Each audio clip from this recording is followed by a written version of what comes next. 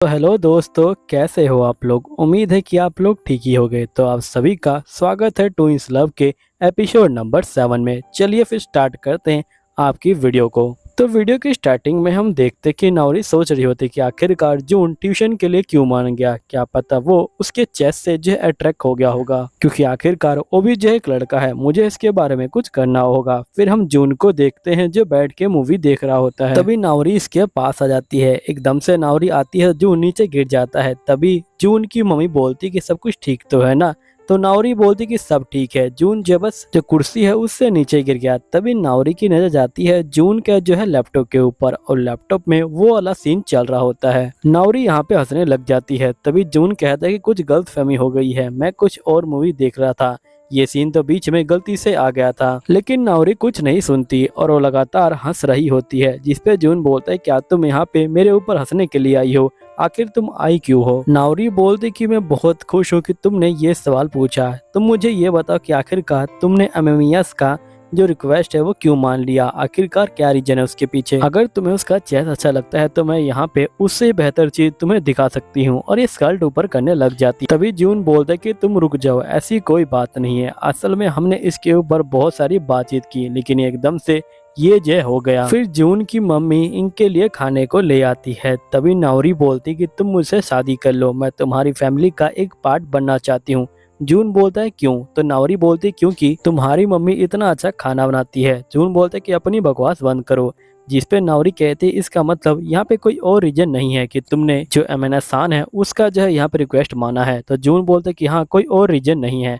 तो नावरी बोलती कि अगर मैं तुम्हारे साथ आऊंगी तो तुम्हें कोई दिक्कत नहीं होगी। जून बोलते कि हाँ वैसे तो मुझे इस चीज की उम्मीद नहीं है, लेकिन क्या तुम सही में मेरे साथ आने वाली हो। तो नावरी बोलती क्या पता। नेक्स्ट सीन में जून और रूमी यहाँ बैठे होते हैं। तभी रूमी पूछती कि तुमने मुझे लंच टाइम में बात करने के लिए बुलाया था, आखिरकार तुम किस बारे में बातचीत करना चाहते हो। फिर जून जो होता है अमेरा खान का मैसेज दिखाता है, और ये बोलता है कि ये मैसेज मुझे अभी भी मिला था, जिसमें जून पूछता है कि आखिरकार मुझे कहाँ पे आना है। तो मैं सन बोलती कि तुम मेरे घर पे आ जाओ, जिस पे रूमी कहती कि वैसे लड़कियों को इस टाइम तक सो जाना चाहिए था। जून बोलते कि टाइम की दिक्कत नहीं है, लेकिन यहाँ पे दिक्कत ये कि मैं उसके घर कैसे जाऊंगा। रूमी बोलती कि तुम टेंशन मत लो, वो जो है तुम्हारे साथ कुछ भी नहीं करेगी। जून बोलते कि वो बात नहीं है, असल में मुझे पता ही नहीं कि आखिरकार दूसरे घर पे कैसे जाते हैं और क्या करते हैं। फिर रूमी बोलती कि देखो अगर तुम मुझसे पूछोगे तुम्हारे साथ चलने के लिए तो मैं ये नहीं कर सकती, क्योंकि उस दिन मुझे जो है यहाँ पे प्रैक्टिस करने जाना है। फिर यहाँ पे रूमी चली जाती है। फिर नेक्स्ट सीन में हम जून को देखते हैं जो अमेना सन का इंतजार कर रहा होता है।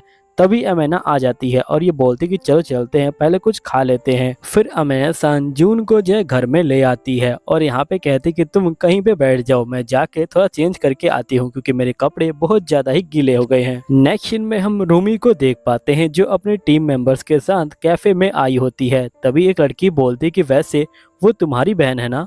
तभी नावरी जो है नोटिस कर लेती कि उन लोगों ने देख लिया और ये जा रही होती है, लेकिन रूमी यहीं पे आ जाती है और ये बोलती क्या हुआ, कुछ हुआ है क्या। नावरी बोलती कि तुम्हें इसकी चिंता करने की कोई जरूरत नहीं है। तो रूमी बोलती कि मैं कह रही हूँ ना कि तुम मुझे बताओ कि आखिरकार क्या हुआ, तो जल्दी से बताओ मुझे। नावरी बोलती कि जून मेरे बिना ही उस लड़की के पास चला गया और तुम भी मेरे बिना ही यहाँ पे जो है अपनी टीम के साथ आ गए और मुझे जो है अकेला छोड़ दिया। तुम्हें खुद समझना चाहिए था, अगर मैं तुमसे खुद पूछूंगी तो यहाँ पे कितना अजीब लगेगा, लेकिन तुमने तो मुझसे बिल्कुल पूछा भी नहीं। तो रूमी बोलती कि मुझे माफ कर देना। नावरी बोलती कि आखिरकार तुम माफी क्यों मांग रही हो। फिर रूमी कहती क्या तुम ज्वाइन करना चाहती हो। तो नावरी बोलती कि नहीं, मैं इसे बिल्कुल भी ज्वाइन नहीं करूंगी। तो रूमी कहती कि तुम्हें आइसक्रीम भी मिलेगी। तो नावरी कहती कि तुम बहुत गंदी हो। फिर हम नेक्स्ट सीन में देखते हैं कि जून यहाँ बैठा होता है और ये अमेना सन का इंतजार कर रहा होता है। तभी अमेना सन यहाँ पे आ जाती है और ये बोलती कि मैं थोड़ा वॉक करके आती हूँ।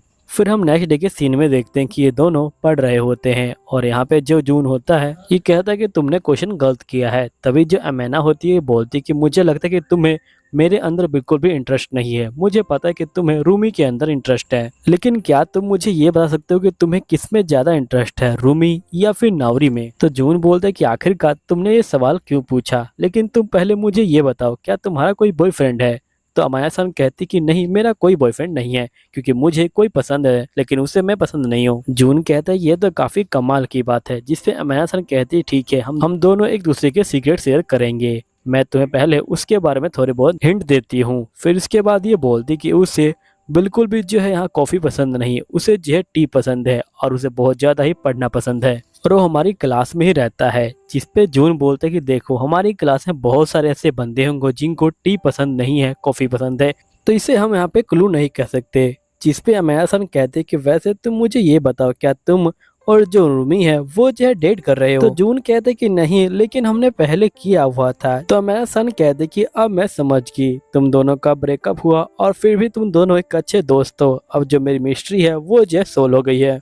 फिर हम रूमी और नोर को देखते हैं जो दोनों घर जा रहे होते हैं। यहीं पे अमाया सन कहते कि मुझे ब्रेक चाहिए, मैं बहुत ज्यादा थक चुकी हूँ, मुझे यहाँ पे कुछ शुगर चाहिए, लंच टाइम हो चुका है। जून कहते कि यही होता है जब तुम लेट उठती हो और लेट जो है पढ़ाई शुरू करती हो, लेकिन यहाँ पे अभी जो है लंच टाइम नहीं हुआ। अगर तुम इसी तरह यहाँ पे लेट उठती रहोगी तो तुम्हें साल जो है रिपीट करना पड़ेगा। जिस पे अमाया सन कहते फिर तो मेरी मॉम मुझे मार डालेगी, लेकिन अभी तुम मुझे क्या चॉकलेट दे सकते हो? और वो जो है मेरी ड्रॉर में है। फिर हम जून को देखते हैं जो ड्रॉर खोलता है और उसमें बहुत सारी चॉकलेट होती है। फिर जून चॉकलेट लेके आता है और ये देखता है कि अमाया सन यहाँ पे अपने रूम की तरफ जा रही है। फिर जून इसका पीछा करता है। अमाया सन कहते कि इसे मत देखो। तभी जून चारों ओर देखता है और ये देखता है कि यहाँ पे बहुत सारे रोबोट भी रखे हुए हैं और बहुत सारी चीजें हैं। फिर अमाया सन एक खाली जगह को दिखाती है और ये बोलती कि मेरे डैड का एक मॉडल यहाँ पे था, वो टूट गया है, मेरे डैड उसे जो है ठीक करने के लिए गए हुए हैं। वैसे तो पहले ये मेरे डैड का ऑफिस हुआ करता था और मेरे भाई को बहुत सारा जो एनिमीज है वो देखने का शौक था, उसी ने सारी चीजों को कलेक्ट किया हुआ है। लेकिन मेरे मॉम डैड अब अलग हो चुके हैं, लेकिन फिर भी यहाँ पे मेरी मॉम मेरे डैड के लिए काम करती हैं। जून कहता है कि असली पार्टनर इसे ही को कहते हैं। अमाया सन बोलती कि मेरे मॉम डैड पूरे जापान को जो हिलाना चाहते थे और वो लोग बहुत ज्यादा करीब हैं, इसलिए वो लोग अपना प्रोडक्ट फिनिश करना चाहते हैं। यहीं पे हम नाउरी को देखते हैं जो सो रही होती है। तभी उसके पास मैसेज आता है और वो जैसे बाहर देखती है वो देखते कि उसकी दोस्त बाहर ही खड़ी है और इसकी दोस्त बोलती कि चलो शॉपिंग में चलते हैं। नेक्स्ट सीन में हम जून और अमाया सन को देखते हैं और जहाँ पे जून कहते हैं कि मुझे एक लड़की को गिफ्ट देना है, आखिरकार मैं उसे क्या दूं?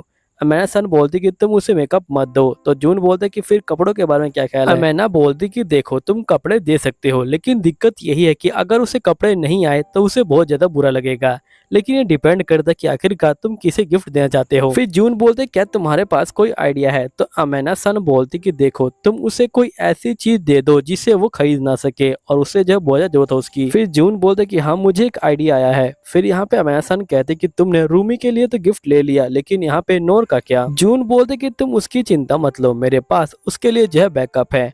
फिर हम नेक्स्ट सीन में देखते हैं कि जो नाउरी है वो जो शॉपिंग कर रही होती है अपनी दोस्त के साथ और इसकी दोस्त इसकी पसंद जाने की कोशिश कर रही होती है।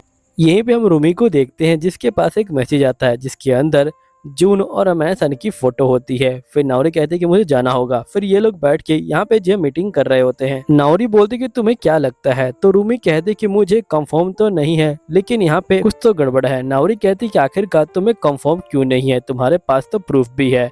तो रूमी कहती कि असल में जो अमैना सन है वो जो किसी को लाइक करती है, इसलिए। नाउरी कहती ठीक है मैं खुद चेक करने जाऊंगी अमैना सन के घर पे। फिर नेक्स्ट सीन में नाउरी जून के साथ आ जाती है अमैना सिंह के घर पे। फिर अमैना जो होती है नाउरी को देख के बहुत खुश होती है और ये बोलती कि मैं सोचा भी नहीं था कि तुम यहाँ पे आओगी। फिर ये लोग अंदर आ जाते हैं। तभी नाउरी के पास कैट आ जाती है। कैट को देखने के बाद नाउरी कैट के साथ ही खेलना शुरू कर देती है और बहुत देर खेलने के बाद नाउरी थक जाती है और ये सो जाती है। अमैना कहती कि सोते हुए कितनी प्यारी लगती है ये। तभी अमैना की मोम आ जाती है तो जून नाउरी को उठा रहा होता है। अमैना की मोम बोलती है कि अच्छा तुम ही वो लड़के हो जिसे यहाँ पे अमैना बता रही थी। जून बोलते कि आपसे मिलकर खुशी हुई। तभी अमैना की मोम बोलती कि वैसे इस एज में लड़के पटाना बहुत मुश्किल होता है, लेकिन फिर भी वो किसी न किसी तरह पट जाते हैं। तभी अमैना कहते कि आखिरकार अभी क्या बोल रही हैं? अमैना की मोम बोलती कि मैं तो मजाक कर रही थी। फिर अमैना की मोम नाउरी को देखती हैं और वो जाके नाउरी को गले लगा लेती हैं और ये बोलती कि तुम तो बहुत प्यारी हो। फिर अमैना की मोम अमैना को बोलती क्यों ना हम यहाँ पे तुम्हारे फादर को बुला ले, क्योंकि वो भी जो है यहाँ पे आए हुए हैं, और साथ में तुम्हारे भाई को भी, और हम सब मिलके साथ में डिनर कर सकते हैं।